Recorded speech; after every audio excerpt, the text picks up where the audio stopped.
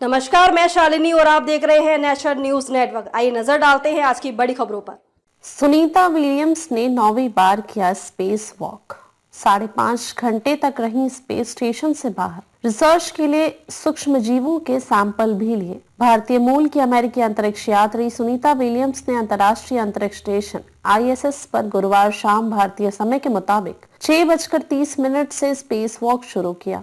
इस दौरान उनके साथ एस्ट्रोनॉट बुच विल्मोर भी थे। करीब 5.5 घंटे तक चलने वाली इस स्पेस वॉक के दौरान दोनों ने ISS के बाहरी हिस्से को साफ किया और सूक्ष्मजीव प्रयोग के लिए नमूने भी इकट्ठा किए। रिपोर्ट्स के मुताबिक इससे पता चलेगा कि ISS पर सूक्ष्मजीव जीवित हैं या नहीं। इसके अलावा ISS से टूटा हुआ एंटेना भी अलग किया। अमेरिकी अंतरिक्ष एजेंसी ने कहा कि नासा के अंतरिक्ष यात्री सुनीता विलियम्स और बुच विल्मोर ने गुरुवार को अंतर्राष्ट्रीय अंतरिक्ष स्टेशन ISS से 5.5 घंटे की स्पेस वॉक के लिए बाहर कदम रखा, जिससे एक नया रिकॉर्ड स्थापित हुआ है। सुनीता विलियम्स के पास अब कुल 62 घंटे 6 मिनट का स्पेस वॉक समय का रिकॉर्ड भी है, जो नासा की सार्वकालिक सूची में चौथा है। सुनीता ने 15 दिन में दूसरी बार स्पेस वॉक किया। सुनीता विलियम्स का यह 15 दिन के भीतर दूसरा स्पेस वॉक है। उन्होंने 16 जनवरी को एस्ट्रोनॉट निक हैक के साथ 6.5 घंटे तक स्पेस वॉक किया था।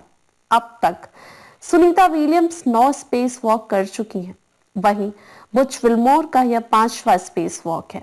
इन दोनों अंतरिक्ष यात्रियों को 23 जनवरी को स्पेस वॉक करना था, लेकिन उनकी तैयारी के लिए इस दिन को 7 दिनों के लिए आगे बढ़ा दिया गया। सूक्ष्म जीवों प्रयोग के लिए नमूने किए जमा। नासा ने कहा कि अगर वहां सूक्ष्म जीव मिलते हैं तो प्रयोग से समझने में मदद मिलेगी कि वे अंतरिक्ष के वातावरण में कैसे जीवित रह पाते हैं, कैसे प्रजनन करते हैं। यह भी जानने की कोशिश की जाएगी कि वे अंतरिक्ष में कितनी दूर तक यात्रा कर सकते हैं। यह भी जांच की जाएगी कि ये सूक्ष्म जीव चंद्रमा और मंगल जैसे ग्रह पर जीवित रह पाएंगे या नहीं।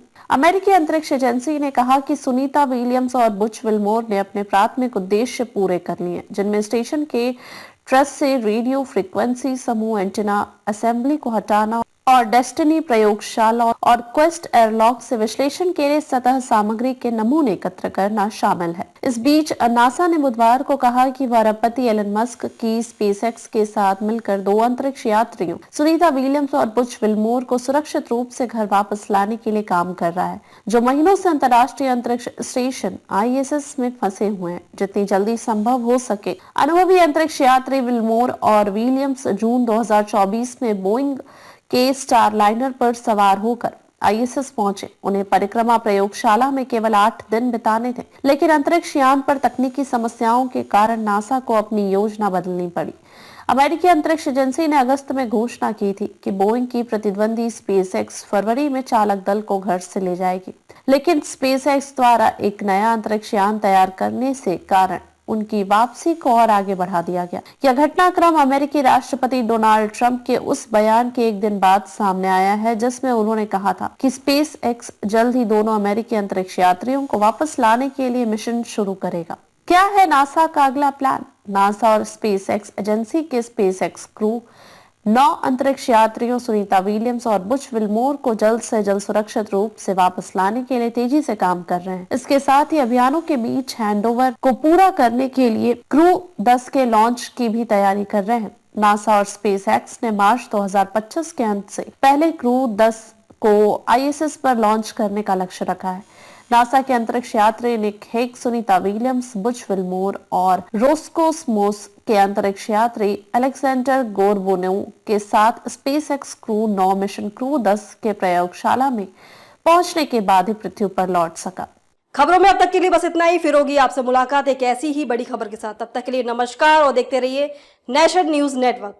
ऐसे ही लेटेस्ट अपडेट पाने के लिए हमारे चैनल को सब्सक्राइब करें और तुरंत नोटिफिकेशन पाने के लिए बेल आइकन प्रेस करना ना भूलें। यदि आप हमें फेसबुक या इंस्टाग्राम के माध्यम से देख रहे हैं तो हमारे पेज को फॉलो जरूर करें। धन्यवाद।